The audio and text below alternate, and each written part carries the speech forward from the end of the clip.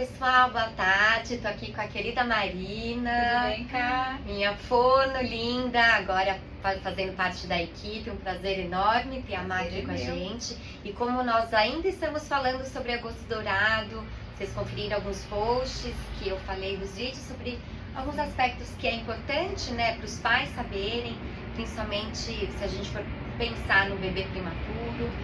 E hoje a Má ainda trabalha em UTI neonatal, então hoje a gente pensou em conversar um pouquinho, né, Má, sobre a avaliação fonoaudiológica, o processo de reabilitação daquele bebê prematuro, né, os critérios de início de alimentação via oral e o segmento desse bebê, né? Então, o que é importante, né, os pais entenderem, conseguirem observar nesse bebê junto com o fonoaudiólogo que vai acompanhar, tá bom?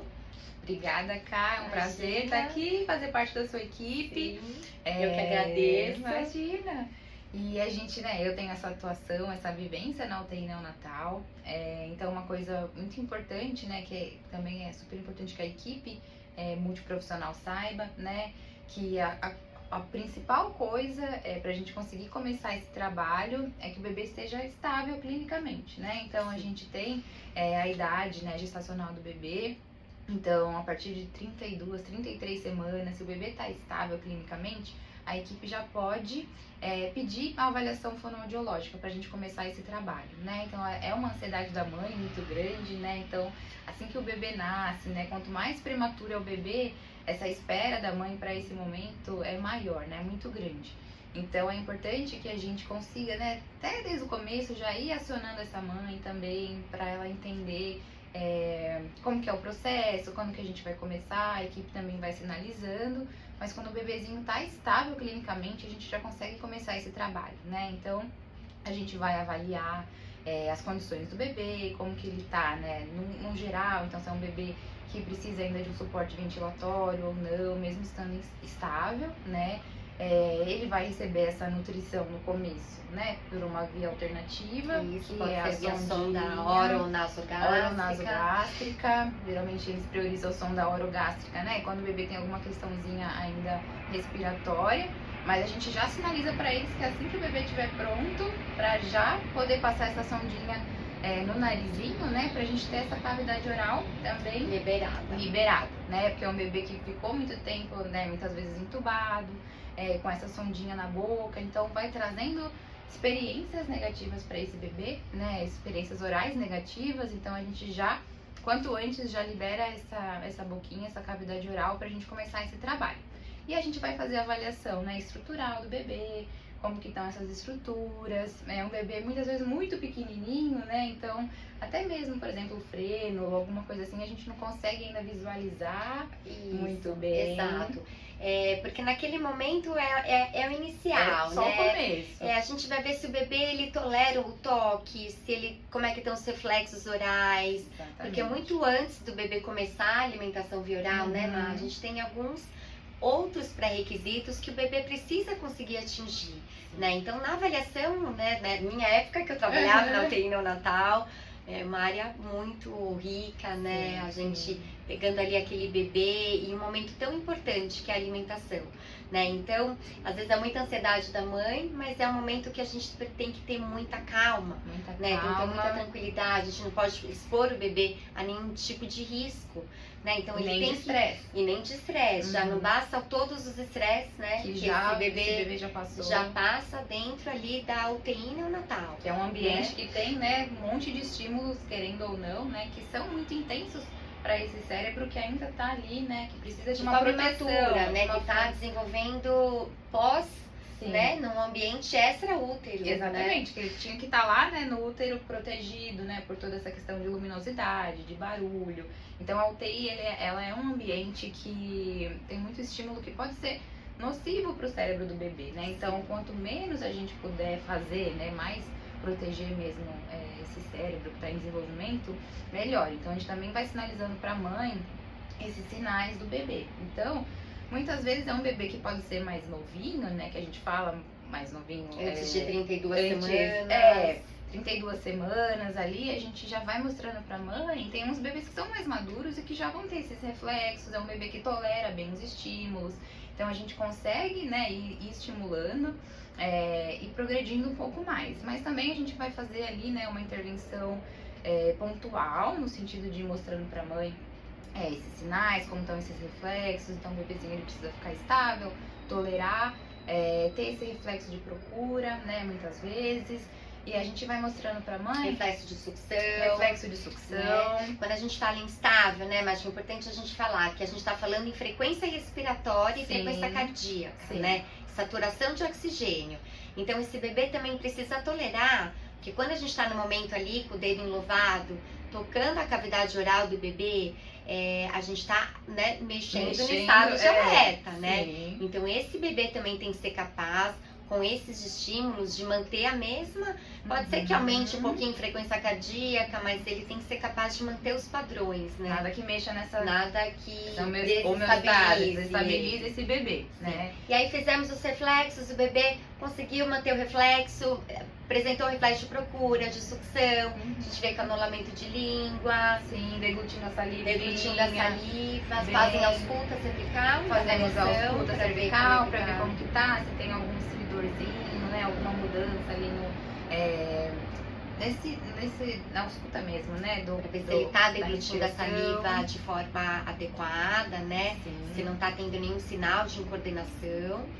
E aí, ficou bem estável. Estando tudo bem, a gente pode... Você já na primeira avaliação já entra com via oral? Se o bebê já estiver bem, né, de seguir todas essas etapas e a mãe estiver ali disponível, eu já faço uma aproximação do seio. Já começa a fazer a transição no seio, no seu serviço? Já, peço pra mãe fazer uma ordenha prévia, tá? Então eu já combino com ela que a gente vai fazer a avaliação. E aí eu aproximo até pra ir, assim, criar um primeiro contato. Muitas vezes a gente prioriza muito que a mãe já esteja fazendo um canguru, né, com esse bebê. Então até muitas vezes quando o bebê tá entubado, mas ele tá estável, a equipe já incentiva essa mãe a pegar esse bebê no colo e fazer um canguru com ele, né, que é esse contato pele a pele. E aí eu já peço pra mãe, vamos só colocar, assim, sem expectativa. Eu também não deixo que ela fique pensando que o bebê já vai, né, conseguir pegar de uma vez no seio e manter, né, uma sucção ali. Eu falo, a gente só vai a gente não sabe, né, ainda como é que vai ser, né? Sim, elas ficam numa expectativa grande. E aí faço uma aproximação, muitas vezes, se o bebezinho, né, tá um pouquinho mais sonolento, não sonolento, mas um pouquinho não tão, né, com os reflexos tão, assim, e porque ativos. os bebês prematuros é uma característica importante, né, o que dificulta um pouco o processo é a questão da sonolência, né, o que eu falo pra mãe, às vezes vai começar acordado, mas como você falou, o cérebro dele não consegue, né, então esse bebê ele precisa manter a temperatura, precisa manter, né, a frequência respiratória, então ele precisa de muita energia para muitas outras coisas vitais que ele não vai estar disponível para mamar, assim, né, manter essa disponibilidade.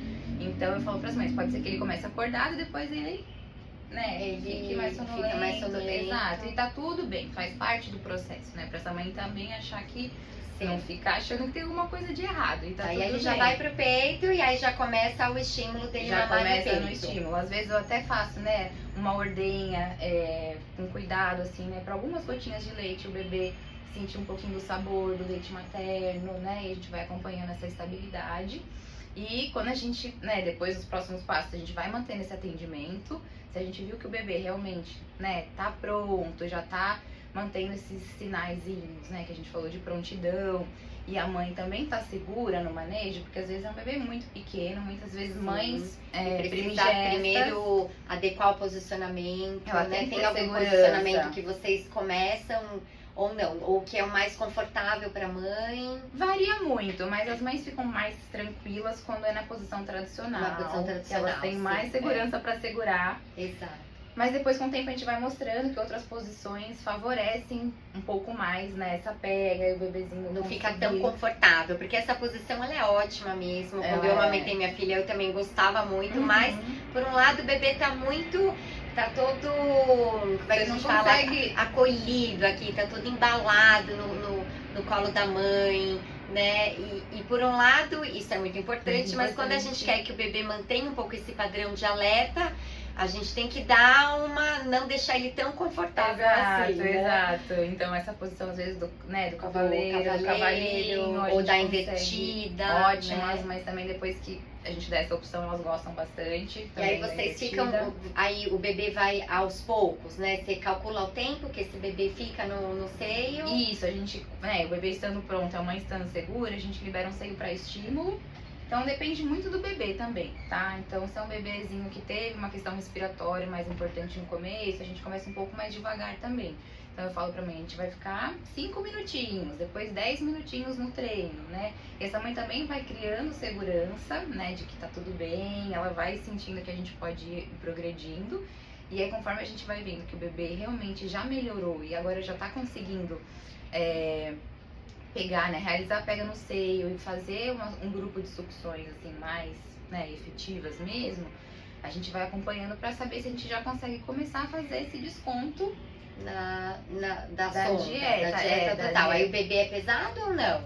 A gente pesa inicialmente e vai acompanhando pela deglutição. Exato, também. para frequência de sucção e deglutição, né? E a gente consegue sinalizar pra mãe também, falar, olha, esse movimento que ele tá fazendo é um movimento que a gente vê que ele é de uma sucção nutritiva, né? Então o bebezinho ele tem uma sucção mais ampla, um pouco mais lentificada, né? Ela tem um ritmo. Muitas vezes a sucção não nutritiva, a gente vê que o bebezinho fica com uma sucção mais curta. Tá bem fraquinha, né? Parece que é como se ele estivesse chupetando. Como se ele estivesse chupetando. Sim. Mesmo, assim. Então, isso é muito importante, né? Uhum. Identificar esses sinais pra mãe ter essa clareza, entender que se de fato ele tá conseguindo sugar efetivamente ou se ainda tá conseguindo fazer sucção não nutritiva, chupetando, né? Sim. Que a gente fala.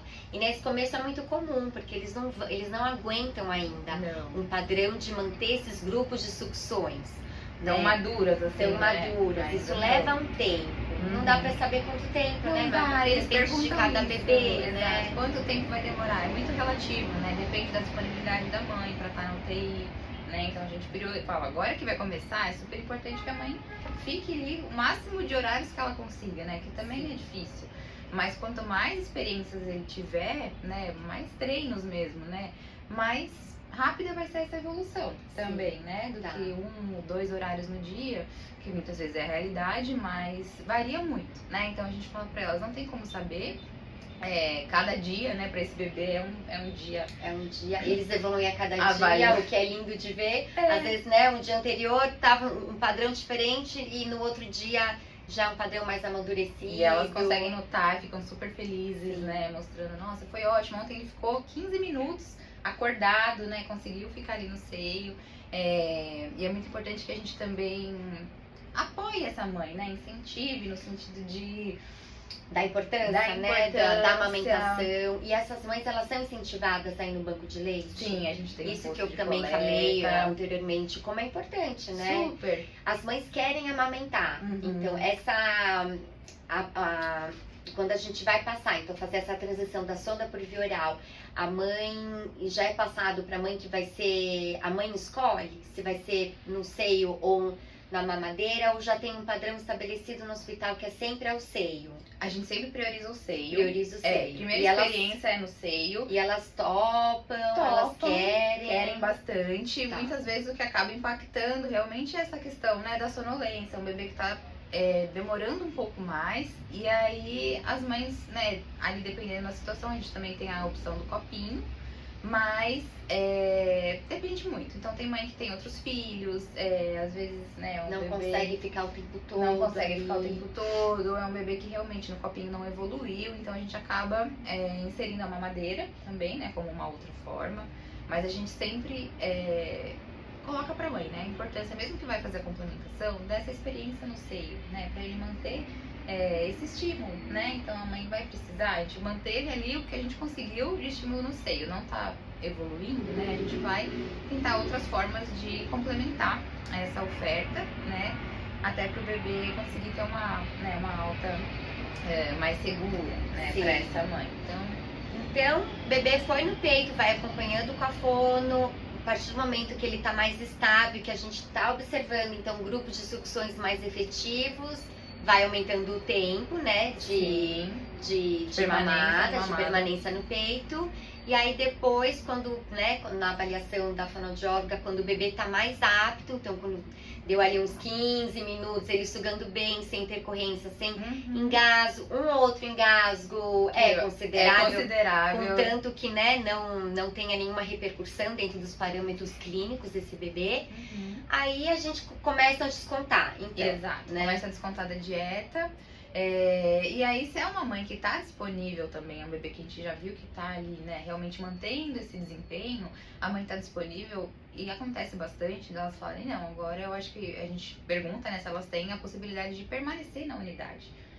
Pra, né, a gente ter um parâmetro... banco de leite, ou de ficar ali de ficar mesmo, pra amamentar. Pra amamentar. Não é um ambiente confortável, né, que também isso a gente tem que colocar. Não é um leito, mas a gente tem uma poltrona, então essa mãe consegue dormir na unidade, né?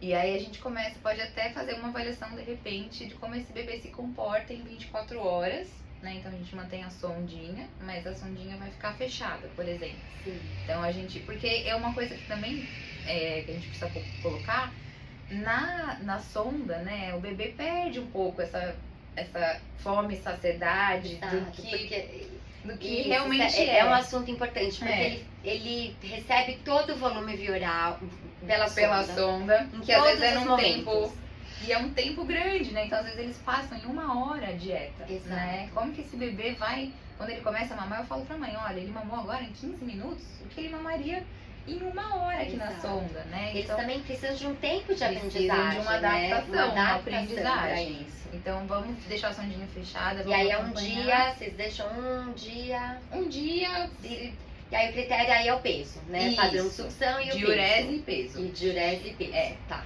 E aí ficando tudo bem, maravilha, né? A gente fala que bom.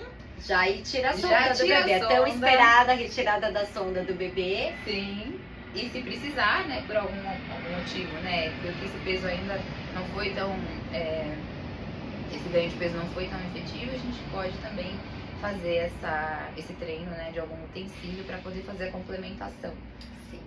Mas sempre mantendo aí o aleitamento materno, né? E são mães que elas se esforçam, né? Elas querem, é uma coisa que... E eu acho que o principal é isso, né? É assim, a gente vê a vontade da mãe, claro que somos profissionais da saúde, que vamos sempre incentivar o aleitamento materno, porque a gente, né, o leite materno é o padrão ouro de nutrição, o quanto que é importante em nível de desenvolvimento neurológico, nutricional, infecção e tudo do bebê. Mas é uma vontade da mãe, né? A gente também tem que olhar o que ela consegue naquele momento, né? E tá tudo bem, tá? Muitas vezes elas falam, eu preciso ir pra minha casa, esse ambiente hospitalar, né? Às vezes 4 meses de internação, 5 meses de internação.